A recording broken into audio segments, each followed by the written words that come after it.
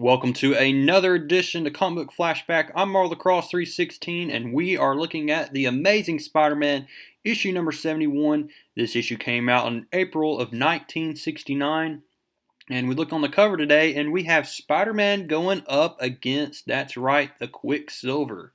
So this is the first time that Quicksilver makes an appearance in the Spider-Man title. It is not his very first appearance, but it is the first time that Spider-Man goes up against Quicksilver.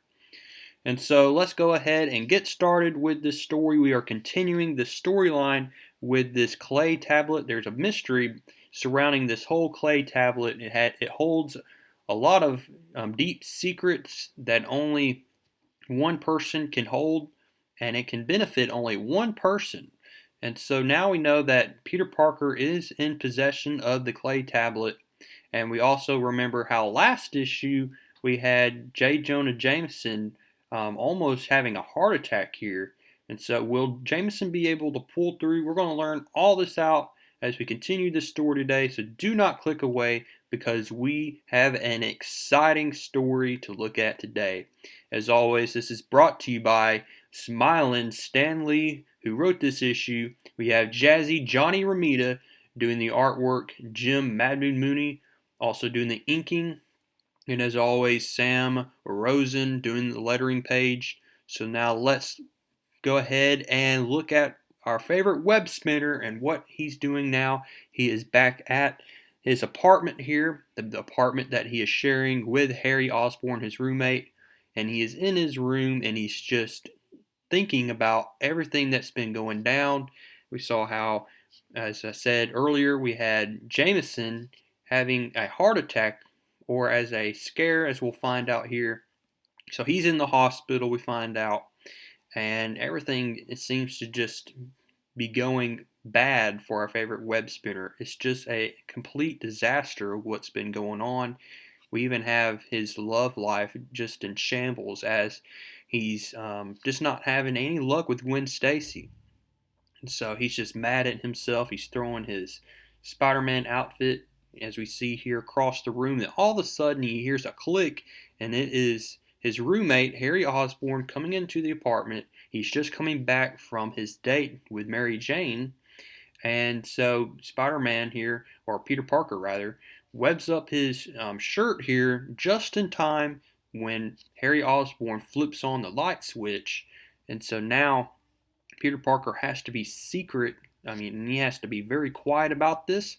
So he puts on his robe here, but he also doesn't think about how his feet are still shown here with the Spider-Man boots here. But we see that Harry Osborn does not look down. I don't know why, but he doesn't look down at Peter Parker's feet to see how he is wearing Spider-Man's boots here. So Peter Parker escaped that by the skin of his teeth here. But then as Peter Parker returns to his room, he realizes that he had gotten some good photos of his fight with Kingpin last issue. And so he's going to use these photos for his advantage so that he can not only get some good money, but also to clear Spider-Man's name of being involved with Kingpin. So while all this is going on, we see that there is this person here, this big, it looks like hurricane force winds. Well, this hurricane force winds is caused by one person, and that is Quicksilver. And we just catch up a little bit on what's been going on with Avengers number 53. We come to find out that him and his sister Wanda, who is the Scarlet Witch, they were also with Magneto at this point in time, as well as Toad. They were part of the Brotherhood of Evil Mutants. There we go. Thinking about just the name there. It escaped me, but there we go. The Brotherhood of Evil Mutants. And we see here that they come to find out that Magneto was in fact an evil mutant. And that we also find out that his island, his fortress, was destroyed. And so now we see that Quicksilver is wanting to find redemption for not only him, but also his sister Wanda. And so what he's going to do is he's going to travel back to America searching for the Avengers, because the Avengers have been the only team to show any form of kindness to Wanda and Quicksilver here. And so we also see that he's going to leave Toad, as we see here, behind, as he's going to take care of the Scarlet Witch. So we see that Quicksilver here makes it to the Avengers headquarters. Jarvis here is taken aback, like, what in the world's going on here? We learn that Quicksilver is in fact looking for the Avengers, but we come to find out that the Avengers are out on a mission and they are in Africa, as we see here in Avengers number 62. So Quicksilver, he leaves the Avengers HQ. He's like, there's no way that I'll ever be able to find the Avengers over on Africa. The whole continent is just a huge continent, and it would take too much time. But all of a sudden, he sees this stack of papers fall off this truck here, and he sees that Spider-Man is wanted. And so he's like, maybe this will allow me to find redemption with the Avengers. If I can defeat Spider-Man, they'll allow me and the Scarlet Witch to join the team. And so that's what's going to be his motivation, is he's going to try to fight Spider-Man so that he can get the Avengers' attention. So now let's check up on Jolly J. Jonah Jameson here. Come to find out that all he needs is a couple of weeks rest. We also see that his son, John Jameson, comes by as he learns the news that his dad is not doing well health-wise. And we come to find out here that Robertson here, Joe Robertson, is going to be taking over J. Jonah Jameson's duties for the time being until Jameson recovers, and it's taking a big toll on just his stress levels. He's just talking with his wife here about how his son Randy is living in a world, and just it's a very rebellious, evil world that we're living in. And we just see here that Joe Robertson has a lot of stuff on his plate, but the very next day proves to be a very good day for Joe Robertson. This is his first day on the job as city editor, but also as the person in charge of the Daily Bugle.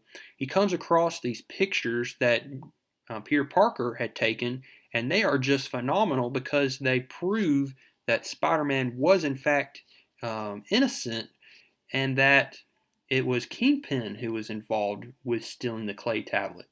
And so this will not only help with Spider-Man's case, but also it clears the young campus protesters, one of them being his son being involved in that protest. So these pictures right here prove to be just an ace in the hole here. And so he just tells everybody in the composing room to make a rewrite, and he gives Peter Parker one of the biggest checks he's had in a long time. And so this check will not only help him with his rent with Harry Osborn, but it will also help him to allow him to give some money to Aunt May so that she can take a vacation in Florida. And so now we see things are on the up and up here with Spider-Man, and we see here that Spider-Man decides to give the tablet to none other than Gwen Stacy's father, Captain Stacy. So now the possession of the clay tablet is now in the possession of none other than Captain Stacy, and I have to say that's a pretty smart move on Spider-Man's part here. So now Spider-Man here is going to think about just how he's going to spend this money, when all of a sudden he sees that he's taken aback by this big blur here as his webbing is taken off the building here. And so now we're going to see an awesome showdown between Spider-Man and Quicksilver. Some awesome artwork once again by John Romita here. Just awesome stuff. A great battle scene here. How in the world is Spider-Man going to be able to fight someone that is so fast like this? He's just unstoppable. And will he be able to defeat Quicksilver? Let's go ahead and find out here as they are fighting right outside this movie theater. And Spider-Man's like, oh gosh, what have I gotten myself into? Quicksilver thinks I'm a menace. And so we see here Spider-Man tries to grab the hold of the legs of Quicksilver. And Quicksilver's like, what in the world are you thinking? Every time you move, you're actually moving in slow motion. And so Spider-Man here is taking up a lot of punches, a lot of bad things are happening to Spider-Man here. Will he be able to get out of this? Well, now we change scenes here once again as we see that Jameson is going to receive the newest edition of the paper from the Daily Bugle, and he comes to find out that Spider-Man has been vindicated here. And he is just blowing an absolute gasket here as he's screaming off the top of his lungs, he's guilty, guilty, guilty, guilty. And so that's pretty funny here. Now let's return to the fight here. Will Spider-Man be able to defeat the Quicksilver the first time Spider-Man has ever gone up against Quicksilver?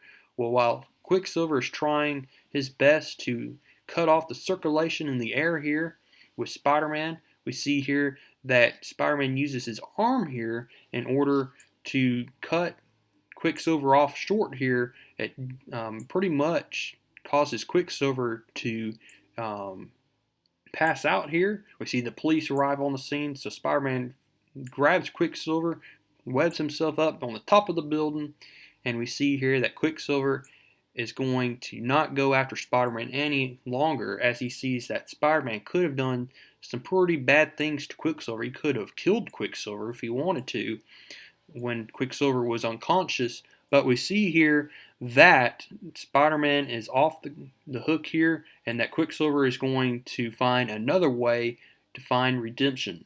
And so what's going to happen next issue, as Spider-Man is now thinking about what's going to happen next, is this just a lull or is this a calm before the storm? So what's going to happen next issue as we see the most shocking foe of all. The word shocking should cause you to think of a certain villain that Spider-Man has gone up in the past.